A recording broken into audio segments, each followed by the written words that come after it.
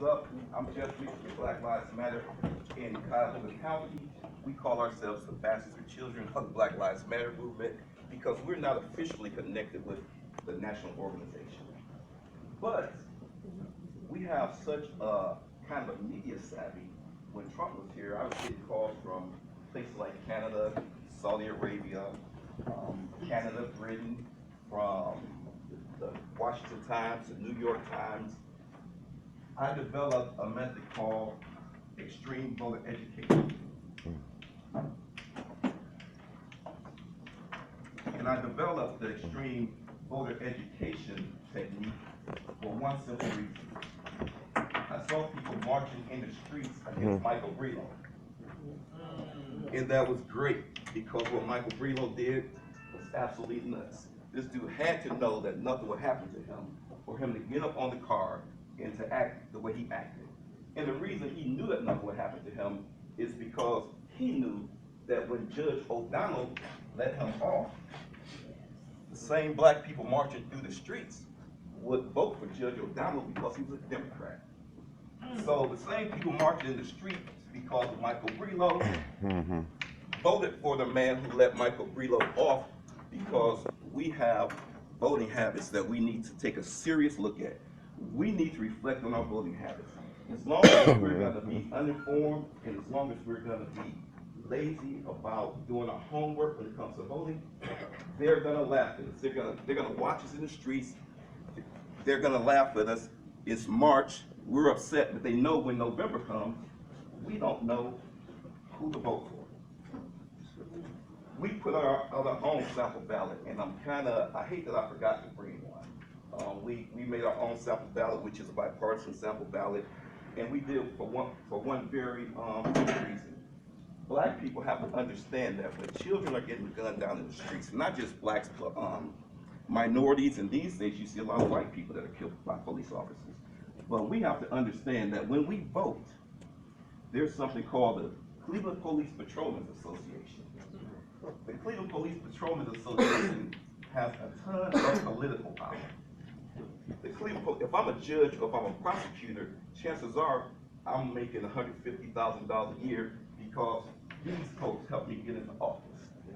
So I want to see if you can see where I'm going with this. So I'm the judge, I'm the prosecutor. Follow the money. These are the people who helped me get into office. When one of them comes to my courtroom, I'm thinking, man, that dude was wrong. But guess what? If I hold this police officer accountable, guess what? The CPPA is going to hold me accountable. So I can put this police officer in jail. I can hold him accountable. But if I do, I'm going to lose a $150,000 a year job. Therefore, I'm not going to hold that person accountable. And I don't really have to worry about black people because guess what? And I say black people just because I'm black, so I don't want to offend any other race. But I don't have to worry about black people because guess what? When November comes, they're going to forget my name. I'm Stephen O'Donnell. I'm going to let Michael Brelow go because if I don't let Michael Brelow go, these people will hold me accountable. But if I do let Michael Brelow go, these people will not. Extreme voter education is something that I developed. I wrote this out. I used to be a school teacher. I have my own radio show, so I'm used to just writing out a lesson plan. This is my first time here today, so I don't want to sit up here and read. I didn't know what it would be like. But remember what the purpose of extreme voter education is. We do things to force you to reflect on your own voting habits. Because what we call a sample ballot, which is the ballot that they hand you when you go to the poll and vote, what we call a sample ballot, I call self-oppression. And who wants to oppress themselves? So if you're not paying attention, if you're not educated, and if you're not informed, you will end up oppressing yourselves.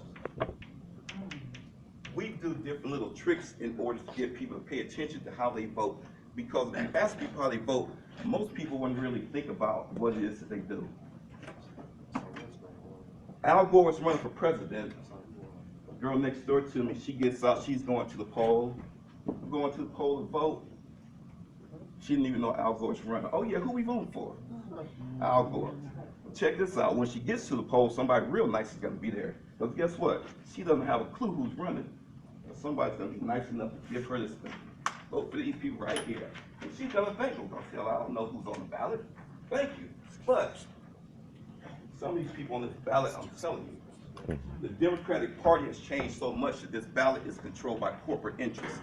Therefore, the people that we elect to office will always be people who are in favor of giving $200 million to the Cavaliers, but we can't get our potholes fixed. No money for education. I mean, I can go on and on and on about the tax and everything, but just try to remember, all people, we need to take a look at how we vote, because it's one thing for someone else to put us in a position of oppression, but it's another thing for us to do it to ourselves. Thanks a lot, Al. I have my speech prepared, but maybe in another meeting. Thanks a lot. Oh, and one last thing.